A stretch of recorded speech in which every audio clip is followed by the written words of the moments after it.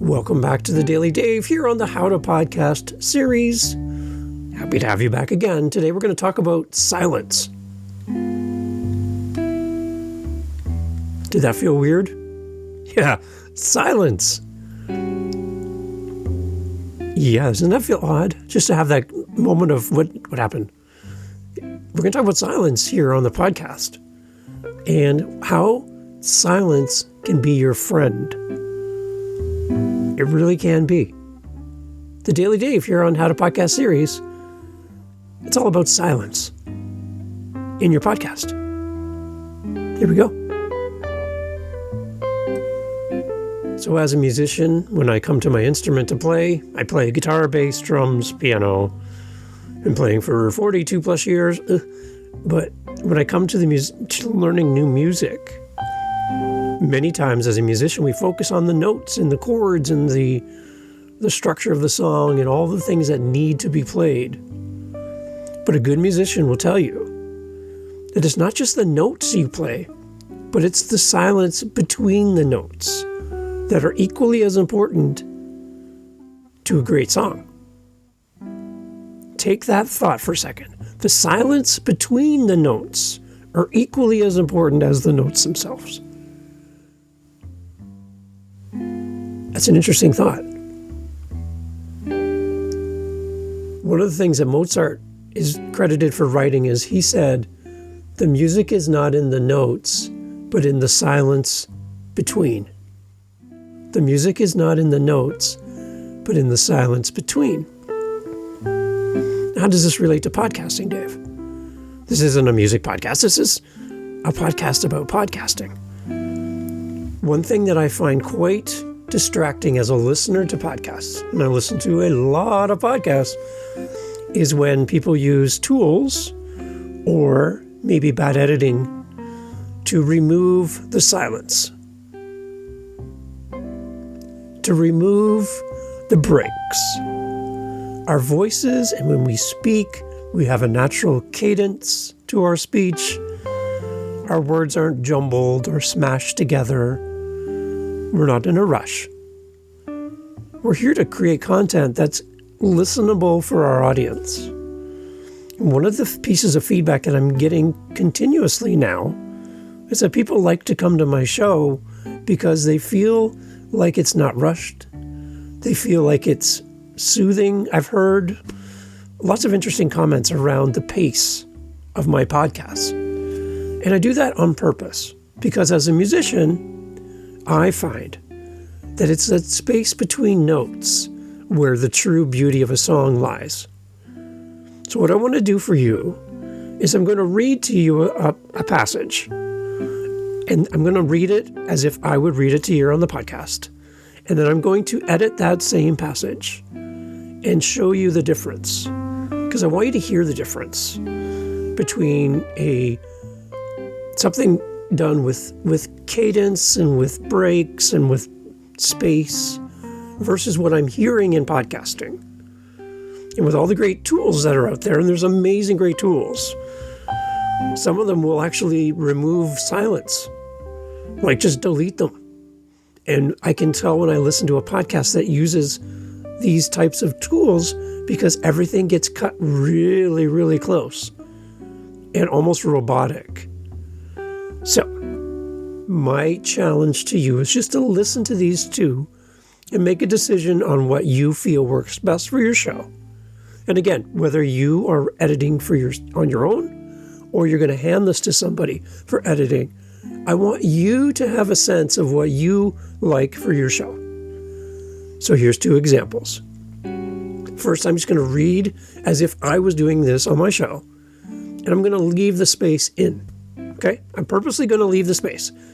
And I might exaggerate the space just a little bit so you get a sense of really what I'm talking about. But I want you to have an idea of what it sounds like and what it feels like for you as you listen. I want you to see do you feel rushed as a listener? Do you feel like you're able to comprehend what I'm saying? Are you able to grasp the topic or the quote because you've never read this before? You've never heard this information.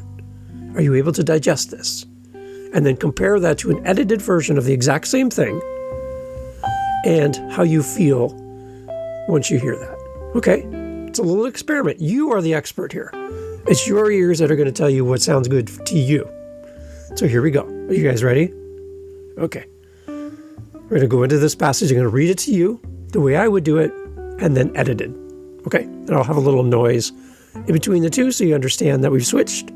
But here we go.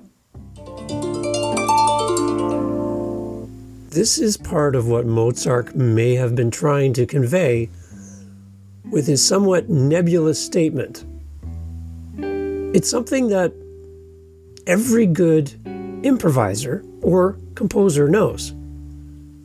You write or play a note, and then where does the next note come from? The silence. But only if you're listening for it. Otherwise, our playing becomes a stream of run-on sentences that has no meaning, no subtlety, and no breath. This is part of what Mozart may have been trying to convey with his somewhat nebulous statement. It's something that every good improviser or composer knows. You write or play a note, and then where does the next note come from? The silence. But only if you're listening for it. Otherwise, our playing becomes a stream of run-on sentences that has no meaning, no subtlety, and no breath. Okay, so did you pick up on that?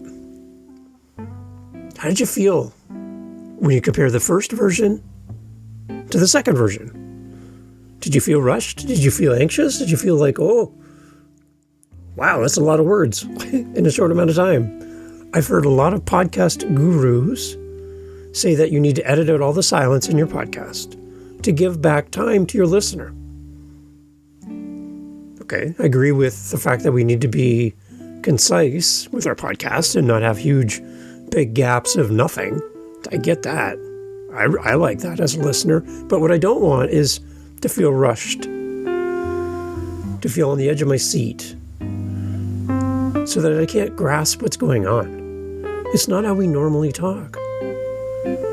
How would you talk around your kitchen table? How would you talk to your friend at a cafe over coffee? Would you be rushed? Would you not have breaks in your thought? Would you not take your voice up and down and back and have a gallop to your voice? Any great song that you listen to is not one thing all the way through. It's got dynamics. Quiet build up, louder part, slows down, speeds up. There's just this feeling that you're going somewhere. And I think when we take out all the silence in our podcast, it makes for a very odd feeling and experience for our listener. Always, always, always create a podcast for the listener. That's your main focus. So don't give your listener anxiety by making something that's so edited, takes the heart out of it, takes the feeling out of it. Those dramatic pauses help to slow down and let your listener catch up. Think about it if you're going to do a presentation live. When we get nervous, we tend to speed up. Slow down.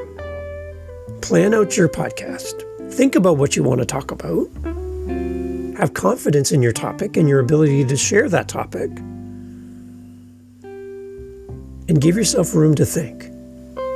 It'll drastically reduce your ums, your ahs, those little filler words you put in as you get further ahead than your brain can keep up with.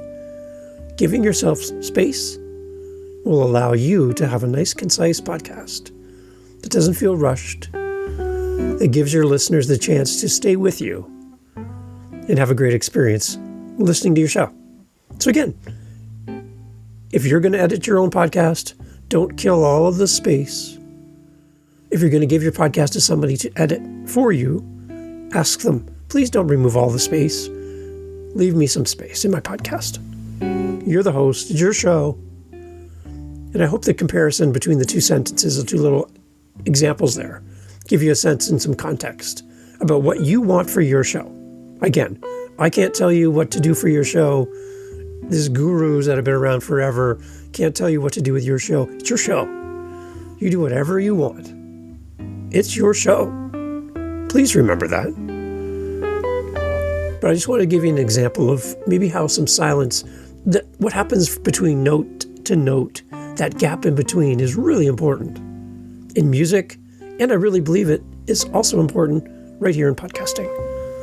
So I want to empower you with that. And again, if you need help with your podcast, you're looking for an editor to help you, you can go to some of those sites and meet a stranger and try to build a relationship with them to edit your podcast. I have my hand up. I would love to help you. Let's work together and come up with a plan that works for you. I'd love to be a part of your team and do your editing for you.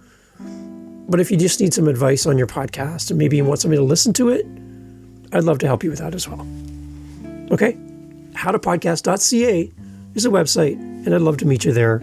Let's have a conversation. And don't forget to add some silence in your next episode. Thanks for being here. Thanks for being part of the podcast.